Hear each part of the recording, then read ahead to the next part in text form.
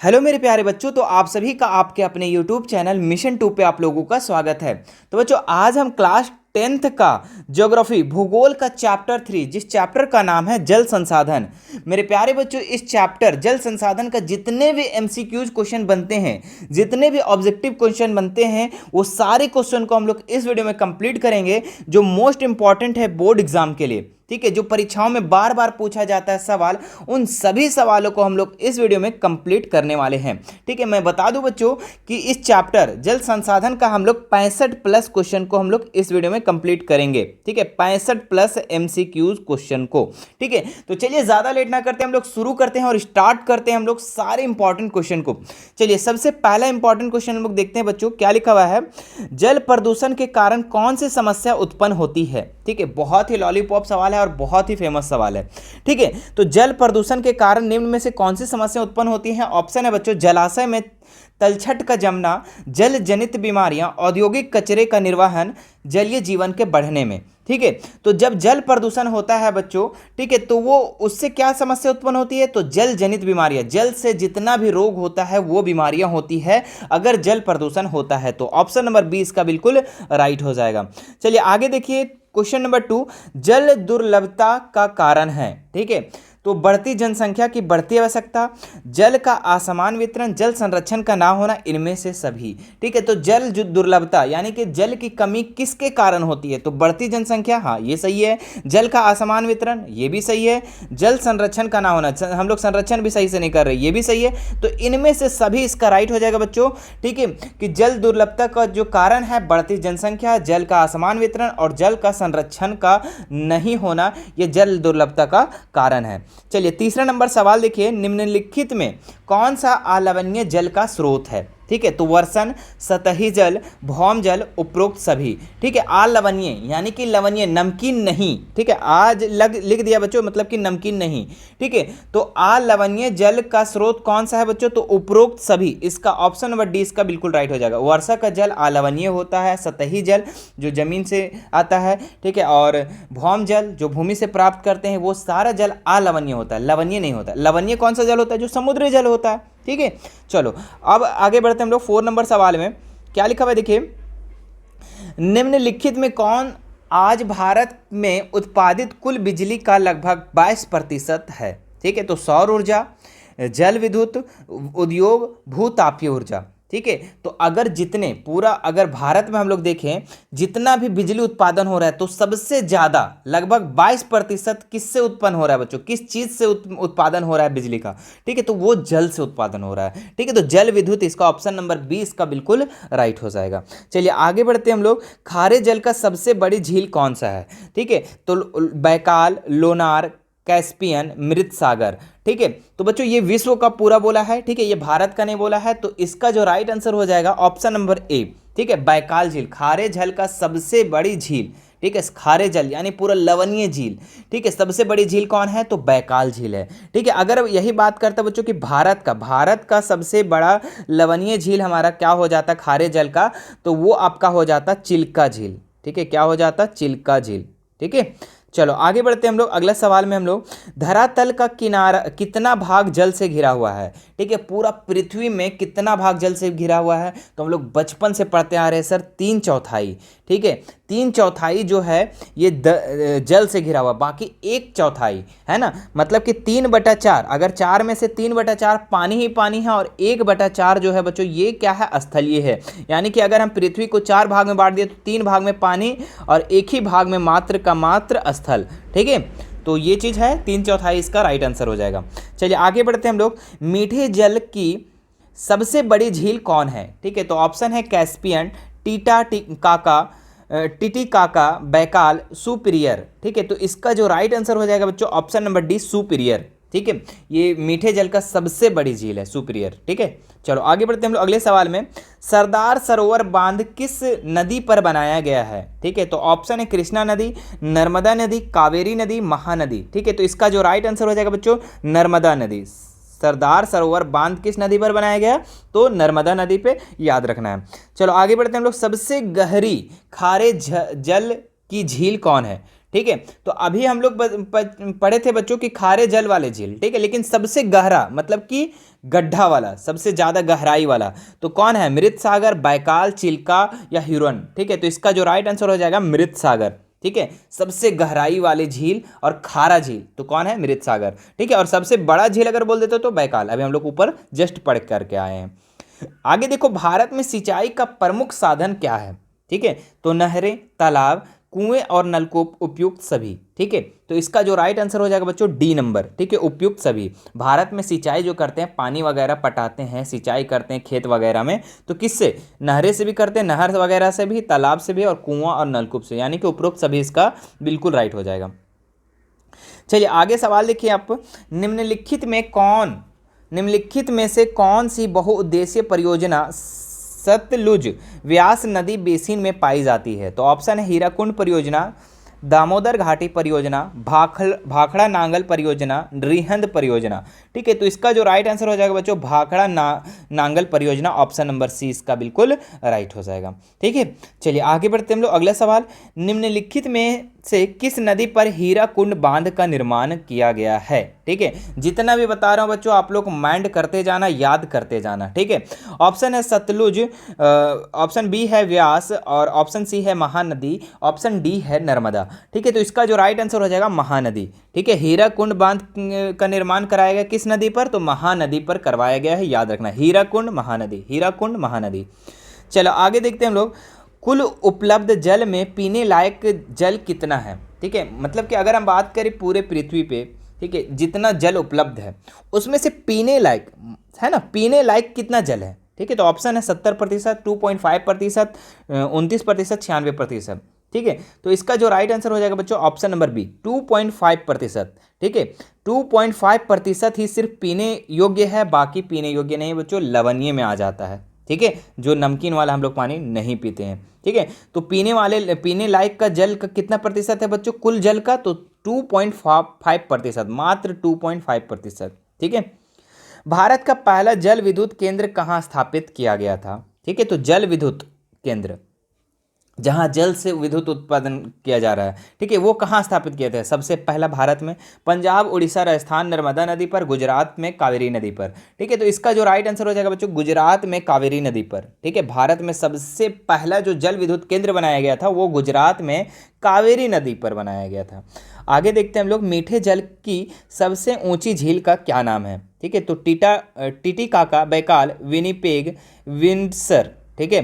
तो मीठे जल का सबसे ऊंची झील का क्या नाम है मेरे प्यारे बच्चों? तो इसका जो राइट आंसर हो जाएगा ऑप्शन नंबर ए टिटिकाका, ठीक है। आगे देखते हैं हम लोग, महानदी बेसिन पर निर्मित बहुउद्देश्य परियोजना है, ठीक है। तो ऑप्शन है हीराकुंड परियोजना, सलाल परियोजना, सरदार सरोवर परियोजना, मेटूर परियोजना, ठीक है। तो इसका जो राइट आंसर हो जाएगा हीराकुंड परियोजना। महानदी बेसिन पर निर्मित बहुउद्देश्य परियोजना का क्या नाम है? तो हीराकुंड परियोजना। अभी हमने जस्ट पढ़ा था हीराकुंड परियोजना कहाँ स्थित है, हीराकुंड बांध, तो ये महानदी पर स्थित है, ठीक है। ये हम लोग ऊपर पढ़ करके आए थे। आगे देखते हैं हम लोग, इंदिरा गांधी नहर किस क्षेत्र में पेयजल उपलब्ध कराती है? तो इंदिरा गांधी नहर जो है ये किस क्षेत्र को पेयजल उपलब्ध कराती है, पीने वाले जल उपलब्ध कराती है? तो ऑप्शन है उत्तरी हरियाणा, दक्षिण पंजाब, पश्चिमी राजस्थान, पूर्वी राजस्थान, ठीक है। तो इसका जो राइट आंसर हो जाएगा बच्चों पश्चिमी राजस्थान, ठीक है। पश्चिमी राजस्थान, इंदिरा गांधी नहर किस क्षेत्र का पेयजल उपलब्ध कराती है? तो पश्चिमी राजस्थान का। आगे देखते हैं हम लोग, निम्नलिखित में से किस नदियों के जल ग्रहण क्षेत्र बहुत बड़े हैं? ठीक है, गंगा, ब्रह्मपुत्र, सिंधु, उपरोक्त सभी, ठीक है। तो इसका जो राइट आंसर हो जाएगा बच्चों सिंधु, ठीक है। सिंधु इसका सबसे बड़ा क्या है, जल ग्रहण क्षेत्र है, ठीक है। आगे देखो 19 नंबर सवाल, 14वीं शताब्दी में किसने दिल्ली में सीरी फोर्ट जल की सप्लाई के लिए हौज खास का निर्माण कराया? वेरी वेरी इंपॉर्टेंट सवाल है बच्चों, ठीक है। 14वीं शताब्दी में किसने दिल्ली में सीरी फोर्ट क्षेत्र में जल की सप्लाई के लिए हौज का निर्माण करवाया? तो ऑप्शन है चंद्रगुप्त, इल्तुतमिश, अशोक, कुतुबुद्दीन ऐबक, ठीक है। तो इसका जो राइट आंसर हो जाएगा बच्चों आप लोग का इल्तुतमिश, ठीक है। ऑप्शन नंबर बी इसका बिल्कुल राइट हो जाएगा। आगे देखते हैं हम लोग, निम्नांकित में से कौन सा वक्तव्य बहुउद्देश्य नदी परियोजना के पक्ष में दिया गया तर्क नहीं है? ऑप्शन है बहुउद्देश्य परियोजना आए उन क्षेत्रों में जल लाती है जहां जल की कमी है, ठीक है। चलो ये सही है। आगे देखो, बहुउद्देश्य परियोजना जल बहाव को नियंत्रित करके बाढ़ पर काबू पाती है, ये भी सही है। ठीक है, आगे देखो, बहुउद्देश्य परियोजना में वृहद स्तर का विस्थापन होता है और आजीविका खत्म होती है। आजीविका खत्म कहाँ होगा जी? जब बहुउद्देश्य नदी परियोजना जब बनता है तो यहाँ पे आजीविका खत्म नहीं होता है, जीविका यहाँ निर्माण होता है। ठीक है, तो ये आपका गलत हो गया। ठीक है, आपका क्वेश्चन क्या पूछ रहा था कि कौन सा पक्ष में तर्क नहीं दिया गया है, मतलब कौन सा गलत है, तो ऑप्शन नंबर सी का जो है गलत है। ठीक है, बहुउद्देश्य परियोजना आता है बच्चों, तो वो क्या करता है, जल लाता है जिस क्षेत्र में जल की कमी होती है और बाढ़ पर नियंत्रण भी पाती है। ठीक है, चलो, और क्या करती है, और देखो क्या करती है, हमारे उद्योग और घरों के लिए विद्युत पैदा भी करती है। ठीक है, बहुउद्देश्य परियोजना। ठीक है, लेकिन विस्थापन नहीं होता है, तो ऑप्शन नंबर सी इसका गलत हो जाएगा। आगे देखो 21 नंबर सवाल, निम्न में से कौन सा जल प्रदूषण का एक स्रोत है? ठीक है, तो जल प्रदूषण का कौन स्रोत है? नगरीय वाही जल, नाभिकीय ऊर्जा संयंत्र, वाहित माल, उपरोक्त सभी। ठीक है, तो इसका आपको पता चल ही गया होगा, उपरोक्त सभी। ठीक है, अगर नगरीय वाही जल अगर हम लोग बहा देते हैं तो भी जल प्रदूषण बनेगा, नाभिकीय ऊर्जा संयंत्र बनाएंगे तो भी जल प्रदूषण, वाहित माल मतलब बहा देंगे कोई भी माल, है ना, खराब चीज़, तो वो भी आपका जल प्रदूषण होगा। लेकिन उपरोक्त सभी इसका राइट आंसर हो जाएगा। ठीक है, उपरोक्त सभी यानी कि सभी चीज़ जल प्रदूषण का कारण है। आगे देखो, निम्न में से भारत के किस राज्य में नीरू मीरू कार्यक्रम चलाया गया? ऑप्शन, ये इंपॉर्टेंट सवाल है बच्चों। ठीक है, ऑप्शन है आपका कर्नाटक, आंध्र प्रदेश, केरल, तमिलनाडु। ठीक है, इसका राइट आंसर हो जाएगा आपका ऑप्शन नंबर बी। ठीक है, आंध्र प्रदेश। आगे देखते हैं हम लोग, निम्न में से किस राज्य में अरवारी पानी संसद कार्यक्रम चलाया गया? ऑप्शन है हरियाणा, पंजाब, राजस्थान, उत्तर प्रदेश। ठीक है, तो इसका राइट आंसर हो जाएगा ऑप्शन नंबर सी, राजस्थान। ठीक है, अरवारी पानी संसद कार्यक्रम कहाँ चलाया गया? तो राजस्थान में चलाया गया। और ऊपर में हमने क्या पढ़ा था, नीरू मीरू कार्यक्रम कहाँ चलाया गया? आंध्र प्रदेश में। दोनों चीज़ याद रखना है आपको। ठीक है, आगे बढ़े हम लोग। हाँ, 24 नंबर सवाल। ठीक है बच्चों, वीडियो कैसा लग रहा होगा ये कमेंट करके बता देना। ठीक है, और सभी लोगों को शेयर कर दो। ठीक है, सभी लोगों को, ताकि मुझे भी थोड़ा सा मोटिवेट मिले। ठीक है, कि मैं आपके लिए हेल्प कर रहा हूँ तो आप भी हमारे लिए हेल्प कर रहे हो। ठीक है, तो बस इतना करना है, बाकी आप लोग से कुछ नहीं लेंगे। बस आप लोग वीडियो को ज़्यादा से ज़्यादा शेयर कीजिए। ठीक है, अपने रिलेटिव्स, अपने फ्रेंड्स या जितने भी है, ठीक है, क्लास 10th में जो अभी बोर्ड का तैयारी कर रहे हैं सभी लोगों को शेयर कर दें। ठीक है, सभी लोगों को। ठीक है, और वीडियो कैसे लग रहे हो कमेंट ज़रूर करना। ठीक है, चलो आगे बढ़े हम लोग। 24 नंबर सवाल, जल की कमी के क्या कारण है? तो ऑप्शन है अतिशोषण, अत्यधिक प्रयोग, समाज के विभिन्न वर्गों में जल का असमान वितरण, इनमें सभी। ठीक है, तो इसका जो राइट आंसर हो जाएगा इनमें से सभी। जल की कमी के कारण क्या है? तो अतिशोषण होने के कारण, अत्यधिक प्रयोग होने के कारण, समाज में विभिन्न वर्गों का जल का असमान वितरण के कारण, तो इनमें से सभी इसका बिल्कुल राइट हो जाएगा। 25 नंबर सवाल देखो, निम्न में से कौन से वर्षा जल संग्रहण ढांचे का निर्माण राजस्थान में किया जाता है? ठीक है, तो वर्षा जल है ना, जब जो बारिश होता है उसको संग्रहण करना, ठीक है, राजस्थान में किया जाता है। ठीक है, तो निम्न में से कौन सा? तो तालाब, जोहड़, कुंड, पाश्च जल। ठीक है, तो इसका जो राइट आंसर हो जाएगा ऑप्शन नंबर सी, कुंड। ठीक है, ऑप्शन नंबर सी इसका हो जाएगा। निम्न में से कौन वर्षा जल संग्रहण ढांचे का निर्माण राजस्थान में किया जाता है? तो कुंड का निर्माण किया जाता है। आगे देखो 26 नंबर सवाल। बच्चों, अगर हमारे अभी इस वीडियो को पूरा आप देख रहे हो और अभी तक हमारे चैनल को सब्सक्राइब नहीं किए तो प्लीज़ एक सब्सक्राइब ज़रूर कर दो। ठीक है, और सभी लोगों को शेयर कर दो, वो भी लोग भी आप सब्सक्राइब करें लेंगे। ठीक है, आगे बढ़ते हैं हम लोग। 26 नंबर सवाल, किसने कहा कि बांध आधुनिक भारत के मंदिर है? वेरी वेरी इंपॉर्टेंट सवाल है बच्चों। तो ऑप्शन है जवाहरलाल नेहरू, भीमराव अंबेडकर, इंदिरा गांधी ने, महात्मा गांधी ने। ठीक है, तो इसका जो राइट आंसर हो जाएगा option number A, Jawaharlal Nehru ने ही कहे थे बांध जो है वो आधुनिक भारत के क्या है, एक मंदिर है। ठीक है, चलो आगे देखते हैं हम लोग अगले सवाल। इनमें से किस परियोजना का मुख्य उद्देश्य बाढ़ नियंत्रण रहा है? ठीक है, तो चंबल, कोसी, भाखड़ा या फिर हीराकुंड। ठीक है, तो इसका जो राइट आंसर हो जाएगा बच्चों ऑप्शन नंबर बी, कोसी। ठीक है, बाढ़ का नियंत्रण, निम्न से किस परियोजना बाढ़ का नियंत्रण रहा है? तो कोसी का। ठीक है, चलो आगे देखते हैं हम लोग। सरदार सरोवर बांध किस राज्य में स्थित है? तो ऑप्शन है मेघालय, राजस्थान, गुजरात, कर्नाटक। ठीक है, तो इसका जो राइट आंसर हो जाएगा ऑप्शन नंबर सी, गुजरात में। सरदार सरोवर बांध किस नदी पर स्थित है बच्चों, किस राज्य में स्थित है? तो गुजरात में स्थित है। चलो आगे देखो, विश्व के कुल जल का कितना प्रतिशत महासागरों में पाया जाता है? ठीक है। तो विश्व का कुल जल का कितना प्रतिशत महासागर में पाया जाता है? तो 96.5%, 90%, 71%, 98%। ठीक है। तो इसका जो राइट आंसर हो जाएगा ऑप्शन नंबर ए 96.5%। याद रखना, विश्व का कुल जल कितना प्रतिशत महासागर में पाया जाता है? 96.5%। चलो आगे देखते हैं हम लोग। महानदी पर स्थित बहुउद्देश्य परियोजना का नाम क्या है? तो दामोदर घाटी परियोजना, हीराकुंड परियोजना, सलाल परियोजना, भाखड़ा नागल परियोजना। ठीक है। तो इसका जो राइट आंसर हो जाएगा बच्चों ऑप्शन नंबर बी। ठीक है, हीराकुंड परियोजना। ठीक है, ये हम ऊपर 2 बार करवा चुके हैं। ठीक है, इसका जवाब तो आप लोग मेरे जवाब से पहले आप लोग को मिल जाना चाहिए। आगे देखते हैं हम लोग। प्रति वर्ष जल उपलब्धता की दृष्टि से भारत का विश्व में कौन सा स्थान है? तो 182वां स्थान, या फिर 157वां, 101वां, फिर 133वां। ठीक है। तो इसका जो राइट आंसर हो जाएगा बच्चों आप लोग का ऑप्शन नंबर डी 133वां स्थान। ठीक है। आगे देखते हैं हम लोग। भारत का वह कौन सा राज्य है जहां पूरे राज्य में प्रत्येक घर में छत वर्षा जल संग्रहण ढांचों का बनाना आवश्यक कर दिया गया? केरल, तमिलनाडु, कर्नाटक, आंध्र प्रदेश। ठीक है। तो इसका जो राइट आंसर हो जाएगा ऑप्शन नंबर बी तमिलनाडु में। ठीक है, ये आवश्यक कर दिया गया है, मतलब पूरे राज्य में कि घर में जो छत में जो वर्षा जो होता है, ठीक है, उसको संग्रहण करना, उसको जमा करके और उसका प्रयोग करना। चाहे आप उसको सिंचाई में कर सकते हो, कपड़ा धावन में कर सकते हो। ठीक है, लेकिन आपको जल का संरक्षण करना पड़ेगा। ठीक है। तो तमिलनाडु इसका भी बेस्ट राइट आंसर है। आगे देखते हैं हम लोग। राजस्थान में छत वर्षा जल संग्रहण को कहा जाता है? तो कुल टाँका बाओक्स। ठीक है। तो इसका जो राइट आंसर हो जाएगा बच्चों ऑप्शन नंबर सी टाँका कहा जाता है। राजस्थान में छत पर वर्षा जल संग्रहण को क्या कहा जाता है? टाँका कहा जाता है। आगे देखो, पश्चिमी राजस्थान में वर्षा जल संग्रहण की रीति किस कारण से कम हो रही है? तो वर्षा नियमित होने से, इंदिरा गांधी नहर के से, 12मासी जल सुविधा से, भूमिगत जल स्तर में कमी हो जाने से, इनमें से कोई नहीं। ठीक है। तो इसका जो राइट आंसर हो जाएगा option number B, Indira Gandhi नहर के 12मासी जल सुविधा से क्या हो रहा है? पश्चिमी राजस्थान में वर्षा जल संग्रहण का रीति का कम हो रहा है। ठीक है, रीति किस कारण से कम हो रही है? तो इंदिरा गांधी नहर में 12मासी जल सुविधा के कारण से। ठीक है। आगे बढ़ते हैं हम लोग। 35 नंबर सवाल। देश में सर्वाधिक वर्षा कहाँ होती है? ठीक है। तो कहाँ होती है? पूर्णिया, मासिनराम, चेरापूंजी, कोची। ठीक है, बहुत ही वेरी इंपॉर्टेंट सवाल है बच्चों। ठीक है, बहुत बार एग्जाम में पूछा गया। हमने पीछे 2-3 साल से तैयारी करवा रहा हूँ। ठीक है, तो जिसमें से ये सवाल जो है ना बहुत बार पूछा गया है। ठीक है, मासिनराम में करवाया गया। ये किस राज्य में स्थित है बच्चों? ये मेघालय में है। ठीक है, कहाँ पे है? मेघालय इसका राइट आंसर हो जाएगा। ठीक है, मेघालय।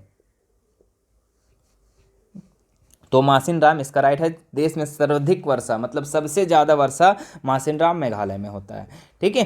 तो बच्चों अभी तो टाइम ज़्यादा हो गया है। ठीक है, वीडियो काफ़ी लंबा हो जा रहा है। ठीक है, तो इसमें हम 35 क्वेश्चन करवा दिए हैं। ठीक है, बाकी इसका भाग 2 जब हम करवाएंगे तो उसमें हम सारे क्वेश्चन को इसमें कंप्लीट करवा देंगे, जिसमें जितना भी आप यहाँ पे क्वेश्चन देख रहे हो। ठीक है, 65 प्लस यानी 66 क्वेश्चन है बच्चों। ठीक है, हम 35 क्वेश्चन अभी करवाएं।